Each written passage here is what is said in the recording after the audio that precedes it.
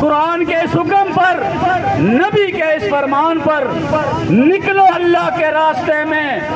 قیامت والے دن گریبان پکڑا جائے گا، پوچھا جائے گا آواز اٹھا سکتے تھے کیوں نہیں اٹھائی، نعرہ لگا سکتے تھے کیوں نہیں لگایا۔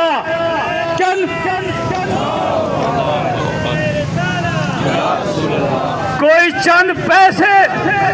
چند پیسے اللہ کی راہ میں خرچ کر سکتے تھے، اپنے مظلوم بھائیوں کے لیے کیوں نہیں کیا۔ میں مبارکباد پیش کرتا ہوں جماعت اسلامی بلوال کو، تاجران کو، وکلاء کو، صحافیوں کو، نوجوانوں کو، تمام مکتبہ فکر کے علماء کو کہ جنہوں نے آج امت مسلمہ کے درد کو محسوس کرتے ہوئے بلوال میں کھڑے ہو کر اس بات کا اعلان کر رہے ہیں کہ میرے اللہ گواہ رہنا، بلوال کے لوگ دھوپ میں نکلے ہیں، لیکن وہ قربانی جو فلسطینی دے رہے ہیں اس کا اشیر بھی نہیں ہے، لیکن پھر بھی آج بازار میں کھڑے ہو کر یا اللہ ہم تجھ سے معافی مانگتے ہیں، ہم تیرے سامنے حاضر ہیں، ہم اعلان کر رہے ہیں کہ ہم اپنے مسلمان بھائیوں کے ساتھ ہیں۔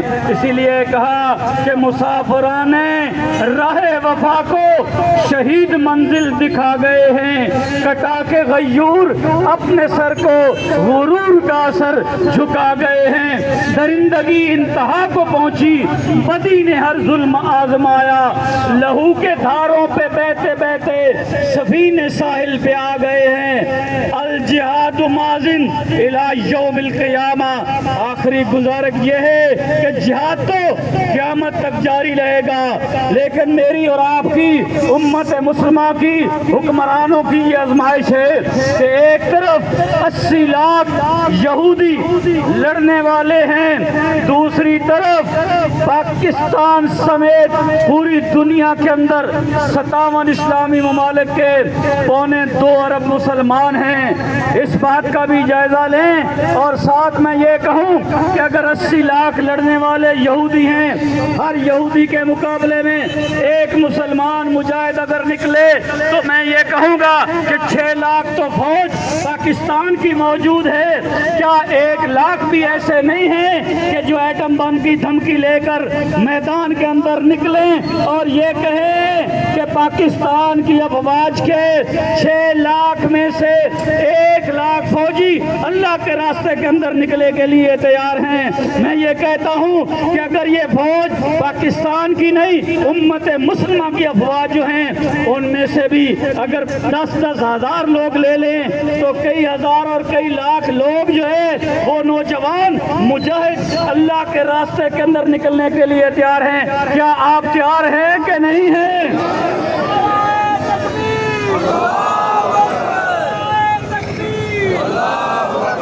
بس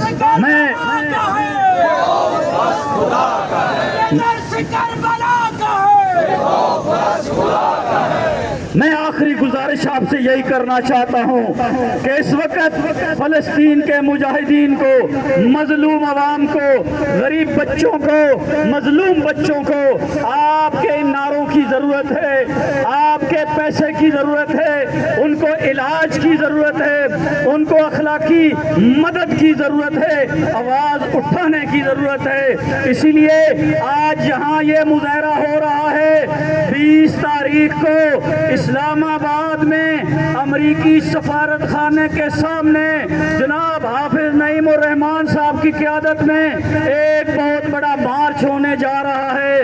کراچی میں ہوا، اسلام آباد میں ہوگا، ملتان میں ہوگا، کوئٹہ میں ہوگا، پاکستان کے تمام بڑے شہروں کے اندر یہ مارچ ہوں گے، لیکن اس میں سب سے بڑا مارچ جو ہے وہ 20 تاریخ کو، 20 اپریل کو اسلام آباد میں ہو رہا ہے۔ میرے بھائیوں، میں آپ سے وعدہ لینا چاہتا ہوں کہ آپ اس کے لیے ذہنی طور پہ تیار ہیں کہ نہیں ہیں؟ عملی طور پہ بھی میں نے نہیں پوچھا، میں نے کہا کہ ذہنی طور پہ تیار ہیں کہ نہیں ہیں؟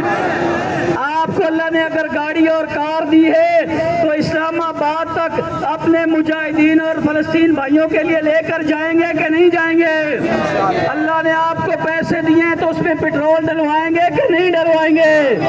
میرے بھائیوں 20 تاریخ کو ہم انشاءاللہ حلوال اور اس علاقے سے تمام مکتبہ فکر کے لوگ وہاں جمع ہو رہے ہیں. ہم آپ کو دعوت دے رہے ہیں کہ اس کے اندر شامل ہو کر اپنے فلسطینی بھائیوں کے ساتھ اظہار یکجہتی کریں. آخری اور حق بات میں یہ بھی کہنا چاہتا ہوں کہ اس وقت امریکہ جو ہے وہ سرپرستی کر رہا ہے ان یہودیوں کی. اس کے خلاف اگر کوئی منظم آواز اٹھ رہی ہے تو وہ ایران سے اٹھ رہی ہے، ایران سے اٹھ رہی ہے اور لبنان سے اٹھ رہی ہے. اس لیے یہ مجاہدین ہیں کہ جو اللہ کے راستے کے اندر نکلے ہیں. ہم سب کا یہ فرض ہے کہ اللہ کے راستے کے اندر اس جدوجہد کو کریں. وآخر دعوانا ان الحمدللہ رب العالمین. حضرات اللہ